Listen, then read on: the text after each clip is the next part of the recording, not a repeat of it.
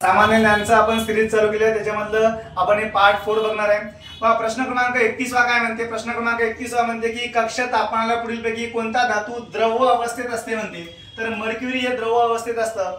प्रश्न क्रमांक 32 काय म्हणते? जूल हे कशाचे एकक आहे? तर जूल हे कशाचे एकक आहे? तर कार्याचं एकक आहे। प्रश्न एककावर प्रश्न विचारलं जातं। प्रश्न क्रमांक 33 काय म्हणते? ऊर्जेचे नैसर्गिक स्रोत तुम्हाला विचारलाय। नैसर्गिक स्रोत काय असते? तर सूर्य हे ऊर्जेचे नैसर्गिक स्रोत असतं। प्रश्न क्रमांक 34 काय दिसत आहे? समुद्राची खोली मोजण्यासाठी कशाचा वापर केला जातो?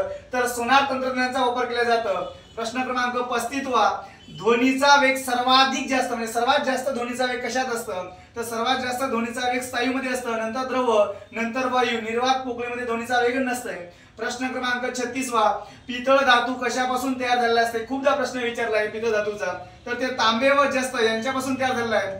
प्रश्न क्रमांक 37 काय म्हणते मित्रांनो?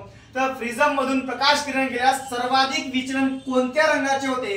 तर सर्वात जास्त विचलन होत असते जांभळ्या रंगाचं। हे सुद्धा प्रश्न खूपदा विचारलेला आहे। नंतरचा प्रश्न आहे गुरुत्वाकर्षणाचा शोध कोण लावला? गुरुत्वाकर्षणाचा सिद्धांत, इथं गुरुत्वाकर्षण ग्रॅव्हिटेशनचा शोध कोण लावला? तर गॅलिलिओ। जर सिद्धांत विचारलं तर न्यूटन म्हणायचं। प्रश्न क्रमांक 39 बाष्पीभवनामुळे काय म्हणते? बाष्पीभवनामुळे कशाची निर्माण होते? म्हणजे बाष्पीभवनामुळे काय निर्माण होतं?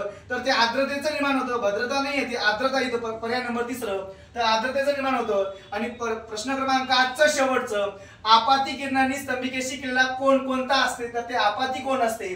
संपलं कार्यक्रम।